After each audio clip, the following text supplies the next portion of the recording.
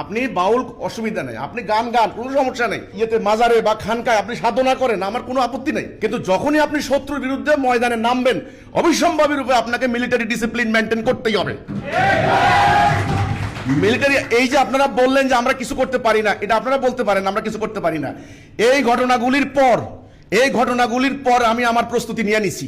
আমি সরাসরি কথা বলছি, আমার এই কথা মিডিয়া রেকর্ড হচ্ছে। আমি ইউনূস সাহেবকে বলেছি, সেনাপ্রধান ওয়াকারুজ্জামান সাহেবকে বলেছি, আমার বাড়ি যদি হামলা হয় তাহলে আমি কিন্তু এবারে কাউরে ছাড়বো না। তো কাজে আমি কিন্তু আমার প্রস্তুতি নিয়ে নিছি, সন্দেহ মুক্ত হয়ে শুধু আল্লাহর জন্য, এই অন্যায়ের বিরুদ্ধে, মানবতার কল্যাণে, মানব জাতির মুক্তির জন্য আমার জান এবং মাল দিয়ে দিতে হবে। আমার মাল সব ঠিক থাকবে, লড়াইতে জিতবো, এটা জীবনও হবে না। নাহলে 71-এ যুদ্ধে কোনোদিন মুক্তিযোদ্ধারা জিততো না, কোনোদিন জিতা যাবে না। হাঁসের আন্ডা, মুরগির আন্ডা থেকে শুরু করে, ঘরের হাঁস মুরগি থেকে শুরু করে ব্যাংকের জমানো 20,000 কোটি টাকাও রাখা যাবে না। কারণ এখানে শুধুমাত্র ধর্মীয় উগ্রবাদের কথা বলা হচ্ছে। সাম্রাজ্যবাদী অস্ত্র ব্যবসায়ী রাষ্ট্রগুলি, আমি কি হিন্দু না মুসলমান, ডাজেন্ট ম্যাটার।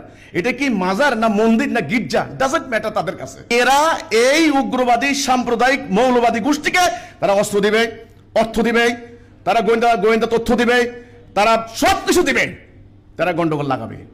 কাজেই এত বড় দানবীয় শক্তি, শয়তানি শক্তির বিরুদ্ধে লড়াই করতে হলে জানমাল দিয়ে নামতে হবে, জানমাল দিতে হবে। আমার কথা হচ্ছে এটা।